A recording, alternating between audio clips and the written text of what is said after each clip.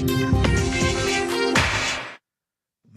Bitcoin Group, the American original. For over the last 10 seconds, the sharpest Satoshis, the best Bitcoins, the hardest cryptocurrency talk. We'd like to welcome our panelists, Martine Wismar from General Bytes. Hello, Bitcoin, wherever you are. Thank you for watching. And I'm Thomas Hunt from the World Crypto Network. Moving on to issue one. Issue one. Bitcoin prices fall to lowest in months after U.S. Fed remarks. The Federal Reserve in the United States may be raising interest rates sooner than some had anticipated and selling off some of its assets. If the Fed does this, it could have a knock-on effect of traditional investors who hold Bitcoin as they pursue less risky assets instead. There's also trouble in Kazakhstan, but we want to save that for issue two. Martine Wismar, the price of Bitcoin is down. Holy moly, broke the stock to flow. The house is on fire. Henny penny, the sky is falling. Yes? Well, yeah, if you haven't sold by now, you're doomed. No.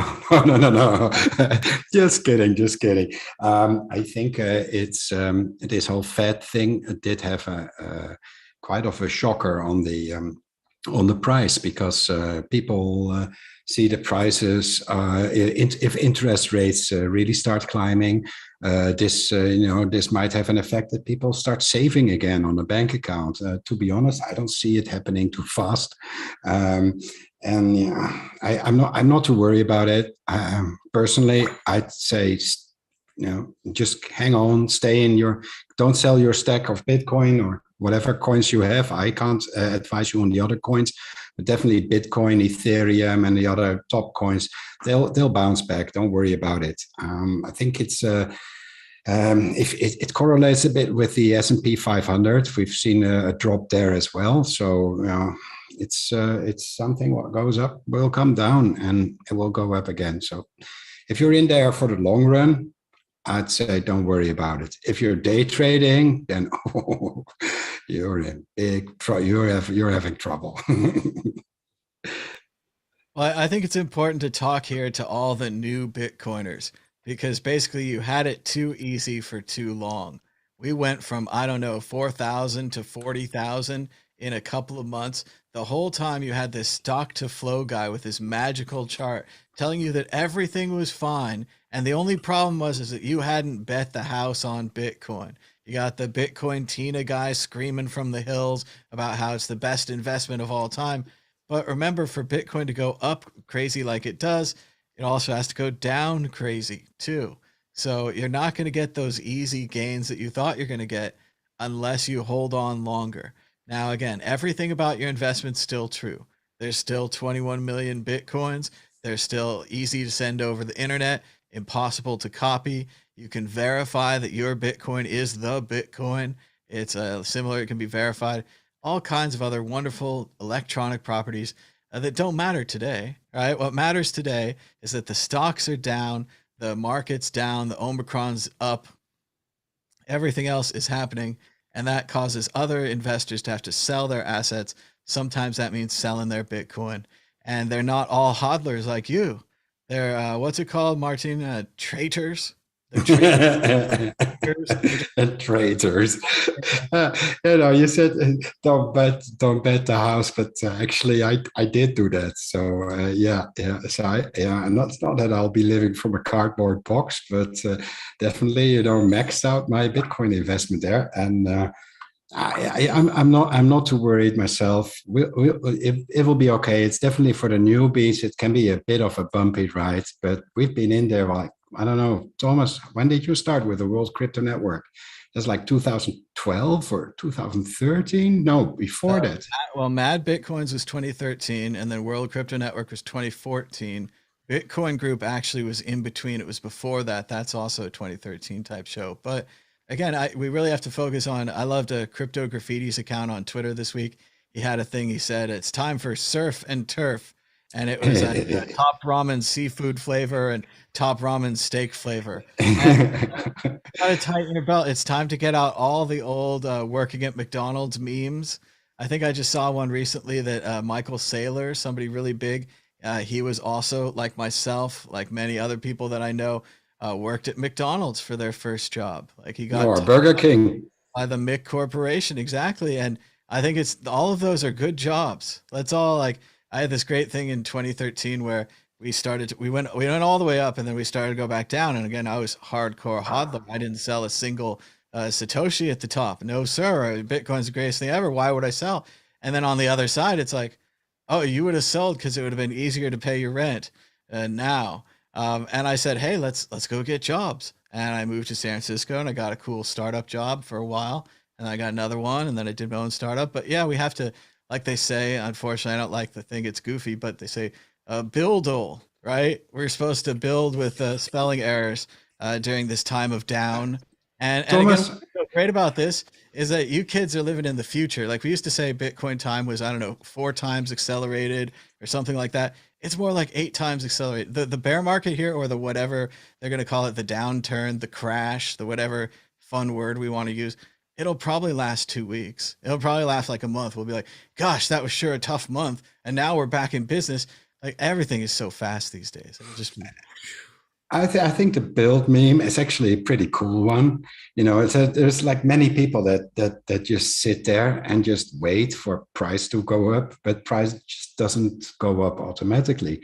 So this is why that we all try to contribute in a way to the ecosystem and make it stronger, make it better. World Crypto Network is doing that by spreading the word of crypto, keeping you updated on the latest developments. And at General Bytes, we make Bitcoin ATMs in trying to like educate the uneducated masses about cryptocurrencies and specifically Bitcoin.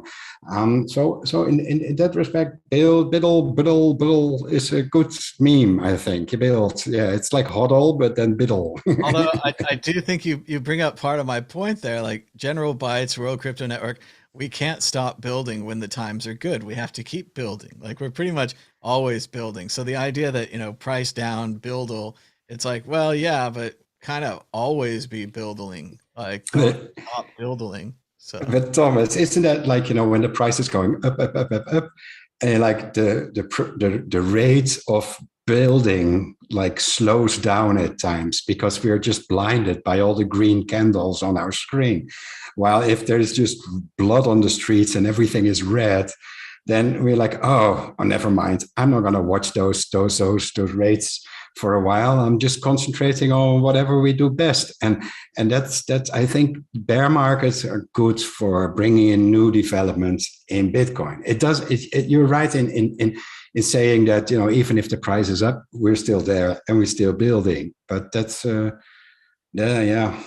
Well, we're totally moving away from the topics for the show. So all the good inventions like curio cards happen during the buildle phases, right? So we'll just go that way with it. When did you create the cards? Do you remember when you when was it also in a bear market? It was 2017. It was May, and I think we were still kind of middling to up. I know by the time maybe 4 months later, we'd kind of given up on curio cards, and it was time to move on. And I was going to do my big Europe trip. I think we still had some boom left. I think we boomed, so we hadn't quite boomed, but we were in the middle in the nothing. And then after we boomed, and then we went down, and then now everyone looks back at 2017. And you're like, oh, you mean the dark times, the horrible, the years and years of down price. And everyone today is like, what do you mean? The price only goes up, stock to flow. Yeah. No. Well, Aaron van Weerdem, he is like he's a famous Dutch Bitcoiner, at least in all of the Netherlands. But he writes, I believe, for a Bitcoin magazine, and he told me once, like, this whole stock to flow thing is just moonmath.win, which is like this logarithmic chart that Josh always watches, with some added magic math, and it makes no sense. it really makes no sense. And even though the pictures look pretty, he said, I don't believe in it. And back then I was like, how can you not believe in it? Price goes up, its number go up, technology, the price will always go up. But now, yeah, I looked at moonmath.win and yeah, okay, we're in a different color of the rainbow price go up chart. So maybe Aaron was right after all. So yeah, time will tell, Thomas. Could be famous last words, and next year we're all up again. But we'll see. What I love about it is the appeal to authority, because I think it's really simple for any Bitcoiner to look at Bitcoin and say, wow, there's 21 million units, less and less are being produced all the time. I think these things are going to be more and more valuable because of the less and less production and because of the cap, the limited number, 21 million. You don't have to be a rocket scientist or some big stock market guy to say that. I mean, that was a really obvious thing from the beginning. And again, all what would that have done? You would have said, "Oh, well, I should just buy and hold. I should convert all my money and all my wealth and everything into this buy and hold," which a lot of people did. Some people did, but it's also very risky. It's very scary if you're like betting your house and all of your possessions on the thing. And if you sold all your possessions, you don't even have anything anymore. But I think then it got codified, and this guy came along and he's like, I'm a stock market expert, but I'm an anonymous stock market expert. And I love that part because, on one side, say what you will about Tone Vase, who's also got kind of an anonymous name, but he was like very clear. He's like, I worked at Bear Stearns, I worked at Lehman, worked at these big firms. He had big positions. He was a professional. And I'm sure if you did a little due diligence, you could figure out, that his resume is true. But again, it's still same kind of predictions, same kind of charts. But what's so great about stock to flow that I love the whole time is what was his name? Is like Bitcoin to the Plan moon. B.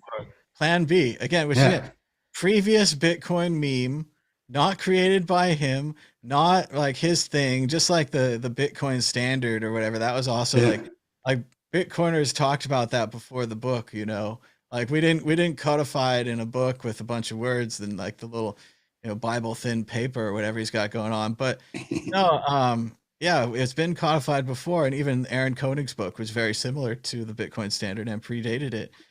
So yeah, all this stuff just keeps happening again, and every 6 months someone new comes along and reinvents everything and tells us about how great it is. So it's sad to see it drop off of the little charts, and but it's also great to see the excuses keep coming. He's like, it always does this, and it does this sometimes, and obviously the dots are still there, and I still believe in it, and so we're going to turn around, and then it'll be fine. So it's right when he's wrong, and it's wrong when he's right. Let's check out the chat. The chat's excited for the new low prices. Captain James T. Crypto is buying. He says it's a good buy. Proper Gall says that, and now you eat them.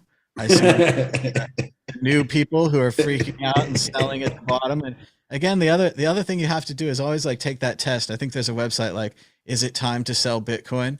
And you can go there and it always says no.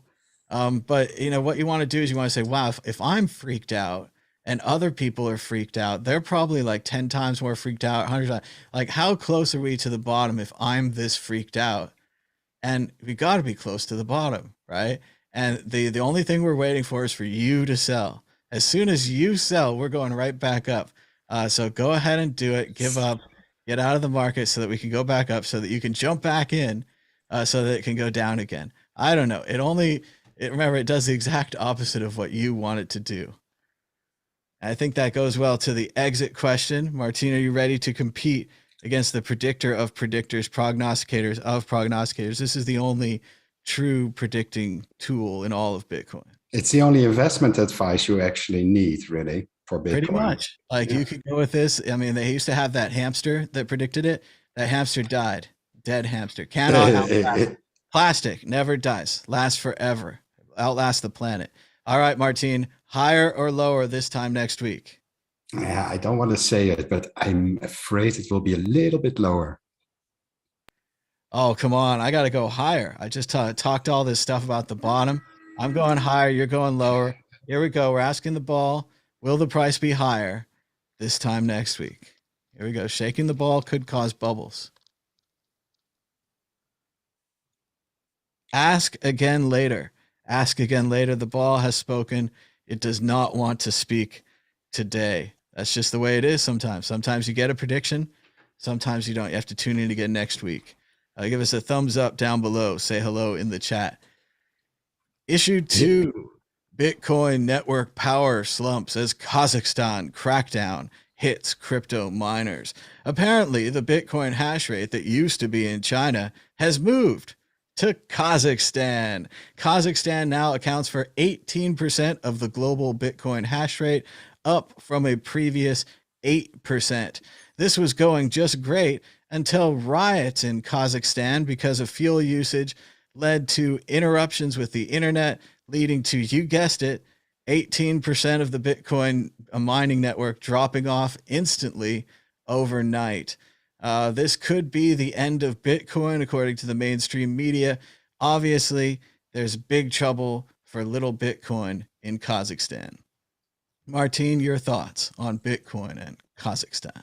Yeah, it was quite shocking to see that 18% of the network hash rate is all of a sudden offline.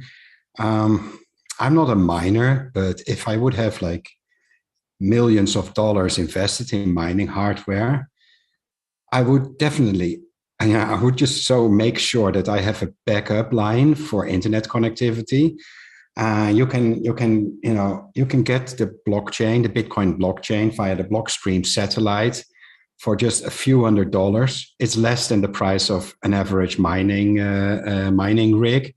So just for a few $100s, you got your Bitcoin blockchain always up to date. And if you then make sure that you have alternative means of transferring your data out, say your mined blocks, then this would have never happened. So it's something that is totally avoidable, and yet they didn't do anything and rely on a very broken infrastructure. And the fact that they can switch it off all of a sudden, all of the internet in the entire country, just to stop the protests, or rioters, as the government there calls it. But it's just staggering, and I hope this is a lesson for miners elsewhere, that they should make sure that you have a backup plan. I mean, it's not that hard. Get a Blockstream satellite. They're cheap. You can get the kit. You can get the pro kit, and it will still not cost you an arm and a leg. And get some backup way to transfer it. If use I don't know, maybe Elon Musk has no satellite coverage yet in for his what's it, SpaceX? No, not SpaceX. The satellite link up, Starlink. So if possible, get the Starlink dish to get the internet coverage, that you can send the information, but for receiving it, Starlink might not be the best, and then use the Blockstream satellite kit. With those, you can basically mine anywhere where there's power. So don't rely on local infrastructure if you want your mining rig to continue. Mainstream media, of course, is projecting this as the end of Bitcoin, because it's something bad about Bitcoin. Let's just blow it up into front page news. But that's not the case. Bitcoin will continue to run. 18% drop will probably, difficulty might adjust if this takes very, very long to recover. If not, then it's back to business as usual in no time. So all the miners out there, get yourself this Blockstream satellite kit. It's only a few $100s. By the way, it's not a paid endorsement or anything. It's just like not related to Blockstream. I do know some people there, but I'm not related to them at all. But it's an easy way to get your Bitcoin blockchain up to date, and get it without any fees for bandwidth or anything. It's just a receive-only dish. Quite simple actually, but it works. And then use alternative means. Anything, if Starlink fails, then use a mobile phone or whatever you can to just get your mined blocks out, and then your business will thank you for it, because you'd be making good. Be making good money if you would be able to continue mining. So yeah, let this be a lesson to all of you miners out there. What I like about this one is, once again, you're saying lessons. We never learn. We're just gonna do a copy of the sweatshop model where you had the sweatshops in China and they kicked you out, and you move them to Taiwan. They kick you out of Taiwan, you move them to Thailand. They kick you out of Thailand, you move them to Burma. You know, you just keep moving these undesirable businesses from place to place, looking for the cheapest possible place to do it. So they were like, "Wow, China's kicking us out. What's the next cheapest? Kazakhstan." You say they have an internet off switch. Like, no problem. Don't worry about it. They'll never use that. Like, the dictator's a friendly dictator. He wears a hat and a hoodie and he dances around on stage with fireworks. You can trust him. Like the king of Thailand. It's like, these are good people. Like, you don't have to mess with them.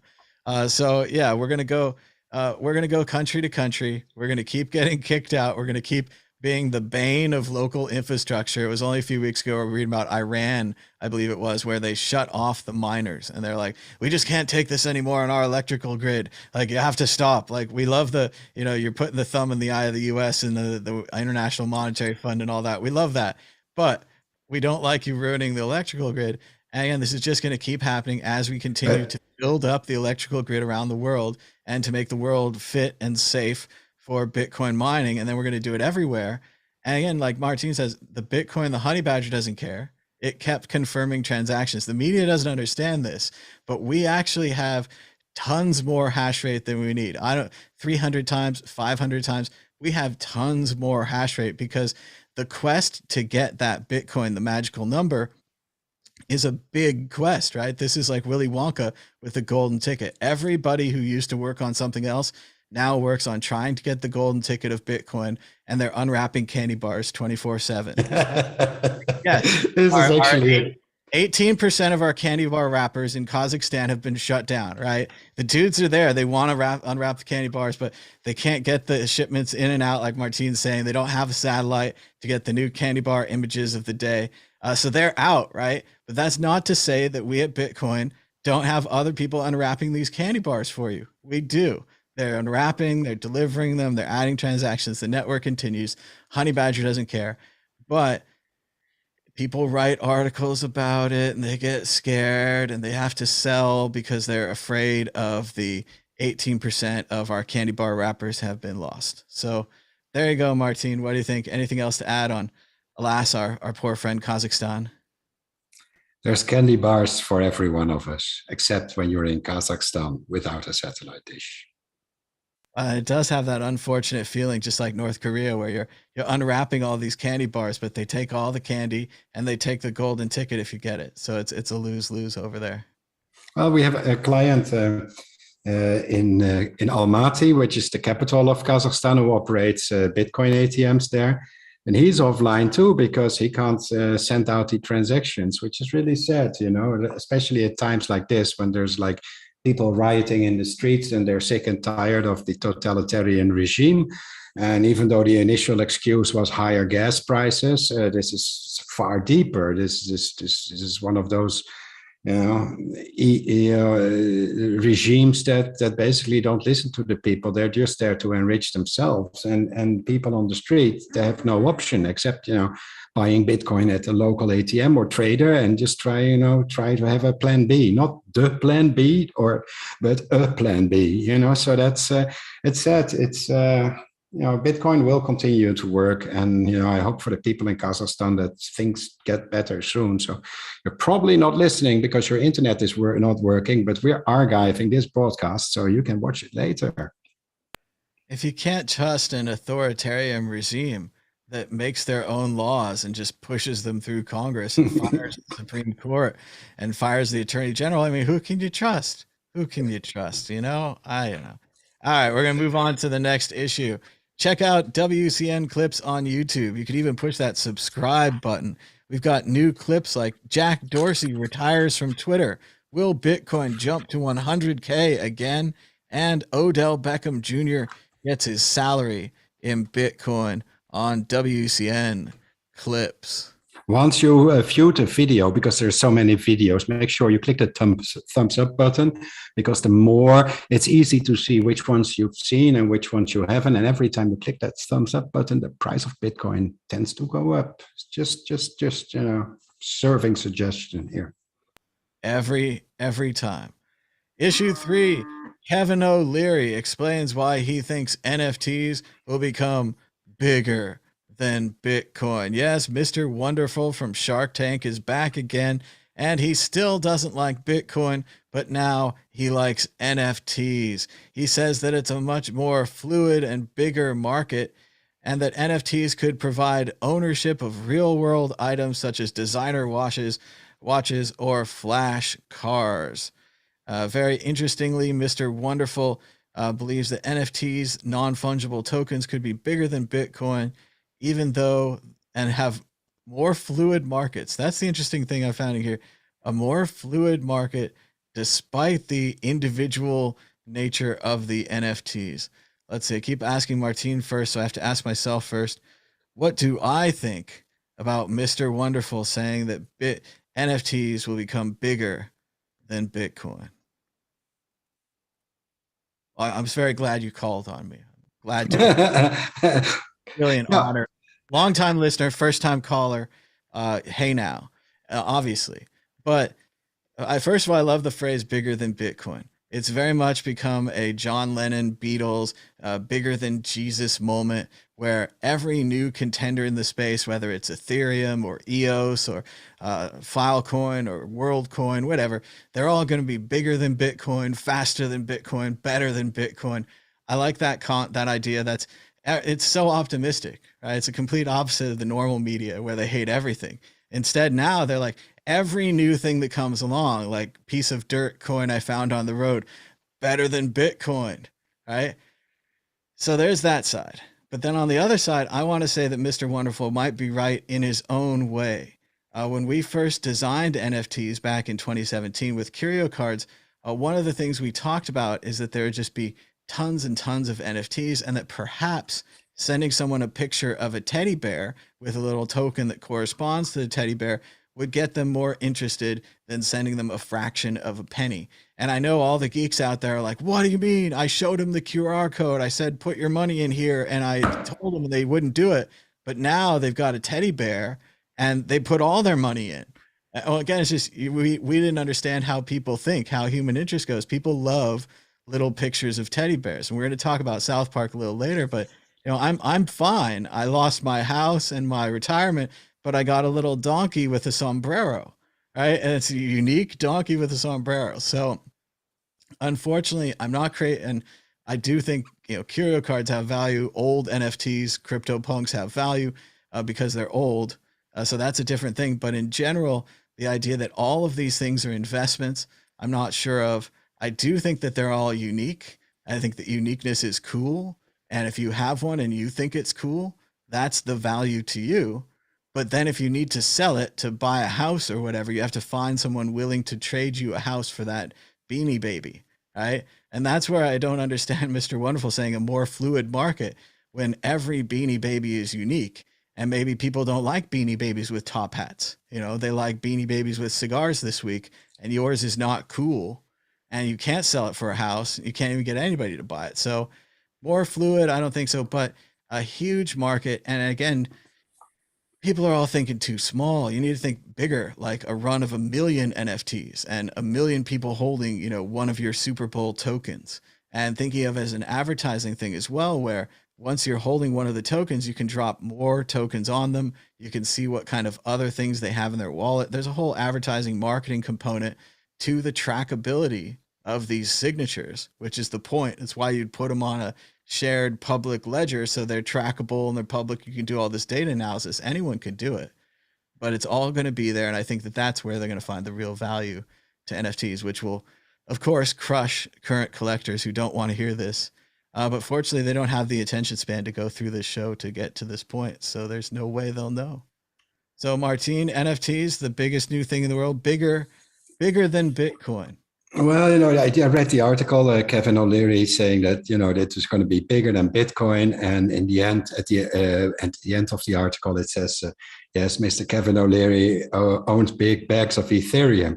So it's like, like a butcher certifying his own quality of the quality of his own meat. You know what I mean? It's like, of course, this is a perfect investment because I own bags of Ethereum and I got to do something with them. His example that, everything like watches and real estate and everything will be on the blockchain and it will be an NFT. It sounds like the whole bananas on the blockchain stories we had like during the ICO craze. So I'm not too convinced. With digital art, I think yes, you can easily track that and you can link the two. But there's too much possibilities for fraud when it concerns assets that are not really native in a digital space. Like they're like real world assets. And I looked at that at the past with NFC stickers and tags and anti-tampering tags and stuff like that. But it remains a problem, and that this will continue to be a problem. So I don't see that happening in real world NFT type of things very soon. It's just like replace NFT with ICO or blockchain, and you've got basically the same story. But for digital art, yes. I think it does make sense. I do like to own a couple of items. I like urban street art, graffiti and stuff. That's my thing. I grew up in the 80s, so that was like everywhere, and those cities were colorful and nice. Everything was street art. So if I would be able to purchase a piece from an artist I like and then can prove that yes, that's mine. You can have a photo of it, but this is mine. This is the picture by the artist, and I would invest. But no, this article with Kevin O'Leary was more that Kevin O'Leary is trying to get everybody excited because he owns big bags of Ethereum. No, it just didn't fly with me. I must confess, I never watched Shark Tank. This is not really like, it wasn't on TV on this side of the pond. So Mr. Wonderful, this doesn't ring any bells with me. I just read the article and thought it was bollocks, basically. You wouldn't believe it here. CNBC during the day does nothing but air repeats of Shark Tank. And it's a pretty basic show. There's like 3 or 4 sharks. They're all kind of rich investor guys. They bring in an entrepreneur and he's like, I make t-shirts with puffy designs that glow in the dark. Do you want to invest? And then they decide whether or not they want to invest, and they talk there, and they have very bombastic opinions. Like Mr. Wonderful, he'll be like, I'll offer you a loan for your t-shirt company, and every t-shirt that you make, I get a royalty of $10 for the rest of your life forever, for all time. And it's always like a very bad deal, and people get upset and they're like, that's a bad deal, blah, blah, blah. But the rest of them all seem not like great deals either. And then they all set up a competing t-shirt company that does exactly what yours does. But no one knows this, but it's a very popular show. It's like you can pretend that you're an entrepreneur. You're like, I watch the show, therefore I'm just like the people who invest, and I'm just like the people who work really hard to make presentations and make companies, and they're sweating and they're double mortgage their house and they're staying up all night. I'm just like those people. I watch show. This is one of the reasons we didn't get any investors on board, general wise, because the investors want a large chunk of the pie. So these Shark Tank investors are just like any other VC or other investor, and except that there's TV cameras. But if you create a product or a service and it runs on Bitcoin or blockchain or whatever, or even if it's just t-shirts that glow in the dark, you want to make a nice product. You want to make a profit on your product, but you want your client to be happy. So if you're basically just with your client on the table, you want to have a good product, the client wants to have a good price, and that's it. But if you get these VCs on board, they initially provide you with a lot of money. But what happens after that is that they get a large, they get to put their stamp of, on decisions made in the company. And the interests of those investors usually are not the same as your ideas as an entrepreneur, or in the best interest of the client, because they want the highest price and they want to grow fast, and the client just wants a good product, and you want to make a good product and you want to like agree on the price. But getting this extra person on the table makes it a lot more Well, difficult to it's actually really start a interesting company. the focus on growth. Like I remember ChangeTip was a really big company in Bitcoin and they raised like 5 to 10 million dollars. And in my head, the way that I run like my operation here, I'm like, I could run the servers for 20 years. You know, I could have everything could auto renew, all of our software could just keep running. You know, even if we wouldn't have any marketing, we wouldn't have anything new being developed, we would just have that back end of servers still running and the product would still be here today if the product worked really well. If the product didn't work well, it would have to be fixed all the time. If it was being broken into, security updates, all that. I understand that, but it wasn't ever about like how long can we run the company. And I'm not faulting them. All startups are this way. It was about how quickly can we grow the startup, and if you can't grow it quickly, you're fired. Get the hell out of here. Like we need some new people, or we need some new money, or we need a new idea. Because if it doesn't take off quickly, like curio cards, we only had a couple of months there where the people were willing to follow my idea and release new cards every week, and the programmer was in line and the biz dev guy and all of that. And then after that was gone, they're like the guys in Rick and Morty. They're like, what do you mean? What are we going to be paid for? Like, we don't work for nothing here. And once that happens, you can't keep making widgets. You can't keep doing the things that you do. And you have to raise more money, or you have to do what the VCs want. So I do think we see this happen all the time in It's crypto. funny. It's funny you mentioned ChangeTip because I knew one of the early investors in that company, and I'm way out of bounds telling this, but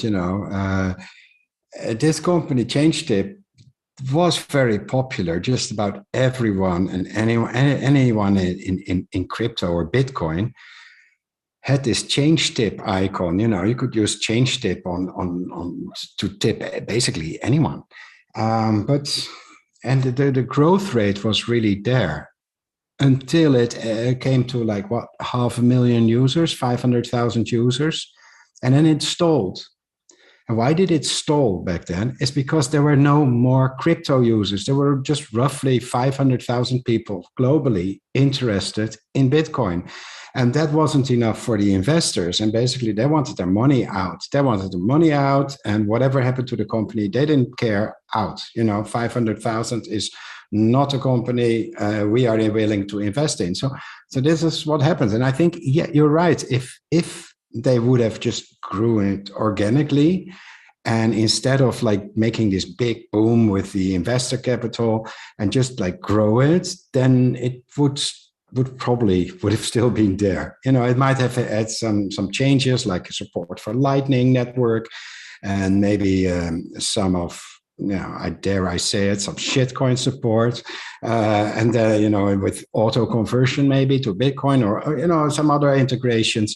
But it would have definitely survived. And it's sad to see that if you get these investors on too early, they might really literally ruin your company and your idea and your life's work. So yeah. I can't take all the credit for that. A lot of this idea comes from the HBO show Silicon Valley, which is a great show. But the guy does come to him at one point, and he talks to his friend, and his friend had taken a similar deal to ChangeTip where he got the $25 million or whatever. But then you're expected to build a company that's worth like $500 million or whatever. You're supposed to have millions and millions of users and all of these incredible successes after successes after successes, because you took their $25 million and they want a huge return on that money. And what the guy said to him in Silicon Valley is he said, well, why don't you take $5 million and build a smaller company and build it slower, and really get to know your users and have a good product. And the guy's like, no one ever told me this was an option. And I agree with him. I don't think it is an option. You got to take the 10 mil. You got to take the 25 mil. It was offered to you. I don't blame these ChangeTip guys. They took the money. They tried to get as flash as they could. They tried to blow it up as much as they could, and it didn't work. It was too early. I agree with Martin. But yeah, it's very difficult, these startups. And remember, it's not about serving some greater purpose. It's about, we borrowed this money from some rich people. They want a 5 times return. They believed our plan where we said that people would collect blockchain collectibles or whatever you said to them, that you took their money, and they want a giant return. So this is why we get such crappy tools and crappy things here on the internet. You're like, why don't we have a good communication tool? Why don't we have a good photo sharing tool for families that doesn't have any politics in it? These kind of things. because nobody pays for those things. People pay for the advertising. All the real money's in the tracking of the advertising and the tracking of the clicks and all the psychological things that they built. Like that's where the real money's being spent, sadly. But I that's do I do think like if listeners, our viewers are thinking about starting a blockchain or a Bitcoin startup, really do consider this. And in many cases, it is better to grow organically and to grow a little bit more slowly than to just go for this big boom, big bang approach, because the market is kind of like a roller coaster, crypto, and you'll find that even though you start your company during a bull market and everybody is you can't get on board people as fast enough, you'll find that business might be slower during a bear market. So it's better to just organically grow your company than it is to just just go hiring spree and get as many people on board as just possible in fastest possible time, because But that that won't would be last. so fun, and we'd get a pinball table and a ping pong table and all the startup stuff. We'd have free lunch. Oh man, we would do it up at my startup for the couple of months or whatever till we ran out of money. But yeah, that's the system. That's the way it is. We have a bonus issue here on NFTs. Check it out. MoonPay, the unicorn snapping up NFTs for celebrities, just bought a $3 million punk. So I guess celebrities can't buy their own crypto punks and fancy things, so they go through this company called MoonPay. Snoop Dogg, Martin Garrix, Diplo, and Jimmy Fallon. It seems they usually buy Bored Ape Yacht Club NFTs. Martine, what do you think about these rich people using a secondary service to buy their NFTs? I know we're all like, Bitcoiners and hardcore, but hold your own keys, hold your own NFTs, right? Well, I don't know what to think of it, honestly. I recently read this article about that. The old way to launder money was to start buying, selling, and collecting bottles of expensive wines. But that completely changed. Now it's NFTs. You can launder your money very easily using NFTs. I'm not going to give you full instructions here, but it's just a matter of buying, selling, then buying it back, and then you've got an expensive NFT, and you still have all your Ethereum or whatever you use to pay for it. So yes, if I see those articles, I just start laughing. No, Thomas, no. Oh, and there's this great scene from the Hugh Grant movie Mickey Blue Eyes that I edited for Curio Cards a while back when we were at the big Christie's auction. And in the movie, Hugh Grant's an auctioneer and he sells expensive paintings at a place that's similar to Christie's or Sotheby's, right? And it's going really well, but then his girlfriend is all mobbed up. So pretty soon the mob wants him to sell paintings for them, like you're saying, for the money laundering, for the payoffs. But what's so great is this one old lady starts bidding on the mob painting. And they're like, oh no, let her bid. We'll take her money and then we'll do another, corrupt deal next week. And it could have gone that way. Like, unfortunately, the movie didn't go that way, but it could have been a whole like Banksy thing where the mob paintings become too popular. And pretty soon you're not even doing the laundering anymore. You're just selling popular paintings because you lucked out and you hit the roll. So art is like that. It's very crazy. I've also heard lots of things about art, being corrupt. Like you decide Basquiat's your favorite guy and you go buy 20 Basquiat's and then you go around town, tell everybody how great Basquiat is. And then now everybody's buying the Basquiat's that you bought last week. And you're just an example. There could be Warhol, could be anybody. But yeah, this kind of collectors into, oh, you haven't got a Snoffs card yet? Oh, we got 20 Snoffs cards last week. Oh, you're not even cool. And then the next week they'll have Splens cards. So the art world is like that. And I think it's good that celebrities are getting in. I think it's sad that they can't buy their own. I think it's pretty simple. I guess it's really scary if you're going to put $500,000 into Ethereum, then put $500,000 into a Bored Ape or a crypto punk. It's super funny though to imagine a celebrity making like a list or an order like, I want one with a brown background. I want one with a cigar, like, or Do they go find the one, or do they choose from a selection? I think you might like these, or maybe you acquire them all and then let them choose. I don't know. I just think it's super funny to think about a showroom, and they've got their little tablet and they're like, "Oh, here you are, sir. Would you like one of these monkey pictures that are all generic and look the same?" Like, it's such an obvious grift. And what I love is the whole time they're like, "Oh, it's for the artists and all this stuff." And it's like, were these designed by artists? No, these were designed by an algorithm. The algorithm chose the green background with the red cigar, which is where all the value comes from because it was random. And then the audience decided that red cigar ones are the most valuable, just arbitrarily, or someone controlled the market on red cigar ones. We'll never know. But arbitrarily, that could be worth a lot of money, sir. And you can change your Twitter profile picture to this. Like, you don't have to go do a photo shoot and do all those things you used to do as a celebrity or be in a magazine or something like that. No, no, no. You buy this generic cartoon artwork with a cigar or like laser eyes or 3D glasses, and then profit. Yeah. Just like the underwear gnomes And in you'll be South cool. Park. You're gonna make money and you're gonna be cool. So like, what else could you want here? All right, I think we're running out of steam on the celebrity NFTs. Moving on to issue 4, Pakistan likely to earn billions from cryptocurrency. Yes, cryptocurrencies could boost the reserves of Pakistan, raising billions of dollars from assets held by nationals or dual citizenship residencies.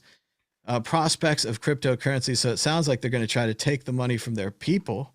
That's not so great. I would prefer if the Pakistan government had crypto. But I do think is an interesting example of how cryptocurrency, which again, we asked the United States government to use, we told them to hold their coins and use them to build new museums instead of giving them again to the richest people, Draper, the Winklevi, other people who could have just bought their coins on the open market, but the government made it easy for them. Meanwhile, other governments, unfortunately, like North Korea, Iran, Pakistan, seems like they did their homework, started holding Bitcoin, mining Bitcoin, confiscating it from their citizens, all kinds of other great ways to get Bitcoin. And now Bitcoin might upset the apple cart of the world, suddenly transforming poor countries into rich ones. Martine, what do you think about these unintended side effects of the United States government ignoring Bitcoin and the banks ignoring Bitcoin and all the other people who ignored Bitcoin for years and years and years? I think it does make sense for smaller countries. Of course, Pakistan has their own currency, so in case of Pakistan, it will probably undermine their own currency. But if they have there's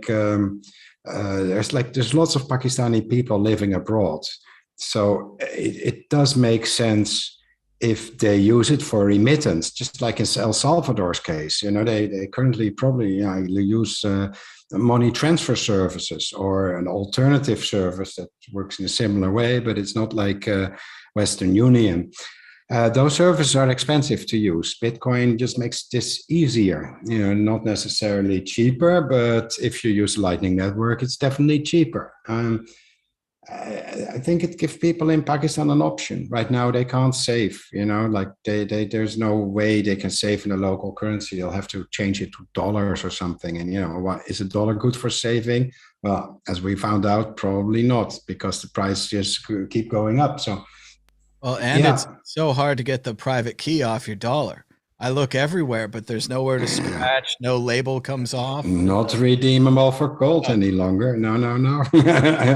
So I think, yes, it gives people an option. And the article itself, I didn't find very well written or anything. It was going on about an ETF, and Pakistan should do an ETF for Bitcoin. I mean, really, nobody cares. Just make sure you buy some Bitcoin, keep your private keys, keep them to yourself, especially in countries where you can't really always trust the government. Then you're better off keeping your own private keys. So just buy, hodl, and doesn't have to be a lot. Just, even if it's a tenner or a few tenners a month, It will still appreciate in value, but just be aware that many people I know that buy like on the DCA, dollar cost averaging, buy some Bitcoin every month. And they do that when the price goes up. So they see the amount of Bitcoin they buy for a fixed amount in fiat, and they see the price of Bitcoin go up. So they keep buying that same amount of fiat every month. But what happens is that when the price goes down, they stop doing it. So if you're DCing, you're saving Bitcoin, then keep doing that too for the same amount in fiat every month. And even though it's might be a bear market, because those are the moments where you actually, accumulate more Bitcoin. But yeah, whether you're in Pakistan or whether you're in on this side of the pond in Europe or whether you're in the US, doesn't really matter. Bitcoin is good for everyone. I don't know about the ETF plan. I'm thinking maybe if they just took a lot of money from people and called it a bond, then if they took all the private keys, put them in glass jars, buried them in the ground, and then waited a year and then dug all of the glass jars up, they could have it like the volcano bonds or something, some kind of hole in the ground bonds. I think it'd be really good for Pakistan. Why glass jars? No, why not I think it'll metal? keep the private keys safe. They could do metal as well. They could do tests, but I do think that burying the keys in the ground and then digging them up a year later, or perhaps 3 years or 5 years, is a really solid use of the money. Keeps it secure. It's a lot better than building a whole city right next to a volcano, something like that. Or semi-legally, you know. So, but no, I think it's great Pakistan's into Bitcoin. I don't think it's great that they're judging the value of their Bitcoin by how much their citizens may hold. That has a parasitical libertarian type feeling to it, where you're like, oh yeah, they gave you a social security number and they made an account for you and they're tracking you. And if you ever want to move anywhere, you have to pay them a bunch of money. And it's Yeah, kind it's of just creepy. it kind of seems like they own you, like you're a government resource, like a GI, a general issue, or a government issue, something like that is seems to be happening. But we'll look past that for now. We'll say good job, Pakistan. I don't know. Moving on, we got bonus issues. We're going to talk about movies and TV shows. We'll try not to spoil them. There's some obvious spoilers in this first one. I really enjoyed the Netflix movie Don't Look Up. It's kind of a science movie, kind of like Independence Day, where we're attacked by aliens. But in this movie, it's just an asteroid. There's an asteroid coming for the Earth. There's a scientist trying to warn people. And, spoiler alert. Okay, you can pause the show, you turn it off. It's obviously like it doesn't work out well. The asteroid is successful. So, Martine, what did you think of Don't Look Up, this wonderful satire on Netflix? um, it was mildly funny. I like watching it. It had terrible reviews.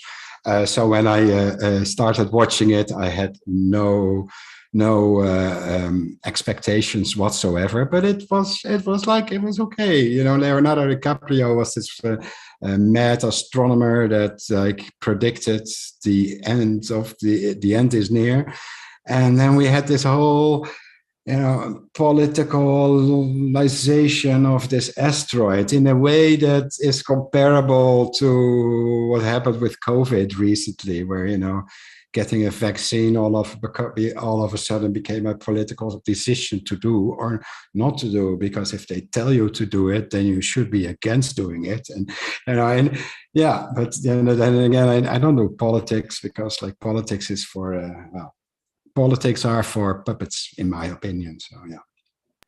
They also went through over and over again how obsessed their culture was with celebrity and pop culture on the show where they were announcing, this potential end of the world incident.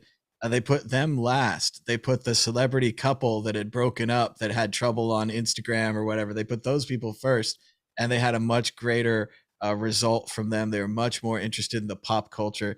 Even the NASA scientist guy at home sitting and watching it is like, oh, they seem like nice kids. Like he's involved in the soap opera of their lives and just showing the level of distraction of this society. So I agree with Martine. I think it was a strong metaphor to COVID.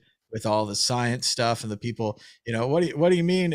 I loved it. They said it's also about this kind of anti-intellectualism that we have now, this defense of ignorance, where ignorance is a good thing. They're in the president's office, and the guy's like, oh, well, the orbital mechanics, and we use this formula, and we did all this stuff so we can tell where the asteroid's going, why it's going to hit the Earth. And they're like, well, don't use any math.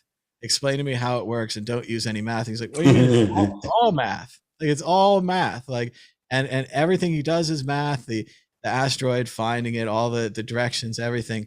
But we have this belief that ignorance is acceptable, or that ignorance should be celebrated. You have this glorious ignorance, that you've prevented yourself from learning all this information, or not taking it in, or some kind of thing. And now you're just dumb.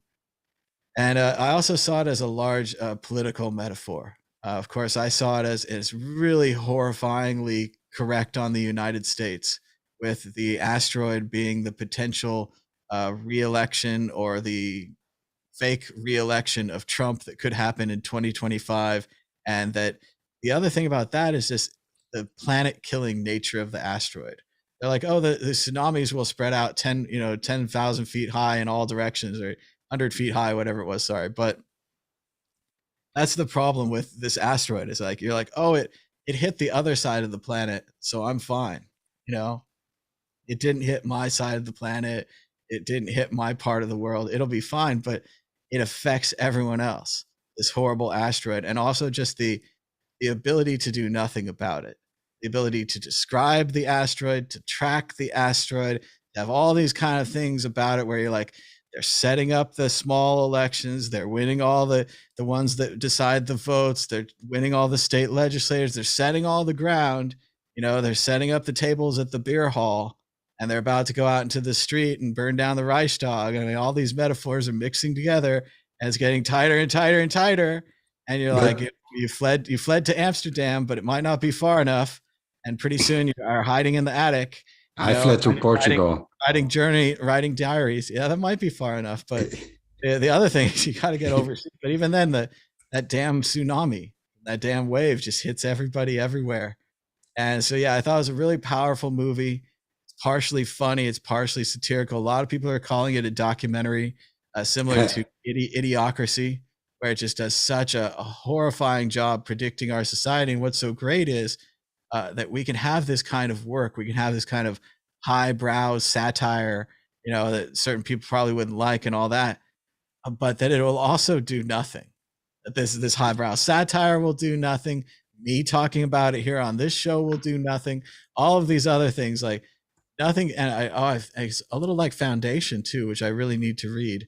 I haven't watched the show, but I've seen the trailers, and they talk about it in the trailer, and they're like, yeah, our society's in decline.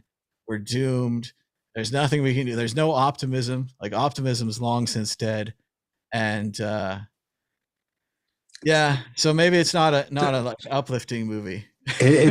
Thomas, I think, was it on Prime or on Netflix? I think I watched it on Netflix, right? It was on Netflix. Okay, then it's developed it, maybe different in other countries. I don't know, but it's 82% of people who watched it liked it, and it got a 7.3 out of 10 on IMDb. So 55% on Rotten Tomatoes. So it might not be a reason to get Netflix, but if you're already streaming on Netflix, then this is one to put on your watch list. Well, you can always use alternative sources and VPNs and what have you to get whatever you want. The other that would be illegal, right? That would be against the law. Bitcoiners would never do that. The other thing we're recommending this week is South Park Post-COVID, the return of COVID, the second part of the South Park movies that are on Paramount Plus or whatever streaming service you use. It was a fantastic movie. It finished up the COVID plot. They've been kind of going on both sides of the line there, like they usually do with their libertarian beliefs. But they did kind of put the foot on the scale in the last episode. They talked about shellfishness and how that people are not getting the vaccine because they're shellfish. And I just thought that was really on the nose. But what we really want to talk about in part 2 here, because Martine suggested, it actually does refer to our topics today, NFTs, and a little bit of Bitcoin humor. But they just do such a great job with Butters, who's kind of taken and put in a cell like a Hannibal Lecter character, and then they turn him around and he's Vic Chaos, an NFT salesman. And anyone that Butters meets, he can charm and convince them to give up all their money for a donkey with a sombrero. Fantastic jokes like that. There's a series where they do the Bitcoin and the NFT people lingo, and they're like, "Oh, this guy hodled," and then they right clicked, and then they pumped and dumped, and it is just magnificent to see our little Bitcoin jargon, our little goofy words that we use with our friends, suddenly in the national spotlight or international spotlight on South Park. Even if they're making fun of us, it's great to be mentioned. It's great to have our culture preserved on their show. So it's just fantastic. I've watched it a couple of times. There's a lot of other plots in there. If you like South Park, you don't like South Park. It's again, I just think it's a great satire. I like satires like Mark Twain, things that make fun of our society. They hold a mirror up to our society and they say that's kind of weird. And South Park does that in spades in the great new post-COVID return of the COVID. It is a little strange. It's on Paramount Plus, the streaming channel. Usually they were on Comedy Central, which is owned by Paramount, which is owned by Viacom. They branded this one with the MTV branding, which I thought was super funny at the beginning. It's like, because MTV is just a brand you put on things now, like Polaroid. There's no Kodak cameras or Polaroid cameras. It's just a brand that somebody stamps on something like Atari or whatever. And yeah, I thought it was super funny. They're like, it's hip and new. It's MTV. It's Paramount Plus. And everyone else I know is just like, oh, it's South Park. We've been watching for 20 years. Of course, we're gonna watch whatever they do. So yeah, it's strange because in Europe we or at least in the Netherlands we didn't have any Paramount Plus, and here in Portugal I haven't seen it, and I'm used to getting it watching on the Comedy Central, but it wasn't there, so I had to be naughty, illegal, had to overstep the copyright laws and just watch it via Pirate Bay. So I'm a South Park fan. They can't stop me from watching this, so I really, really enjoyed it. It has like 93% of people who watched it actually loved it. And it has a 7.6 rating out of 10 on IMDb. So that's quite good.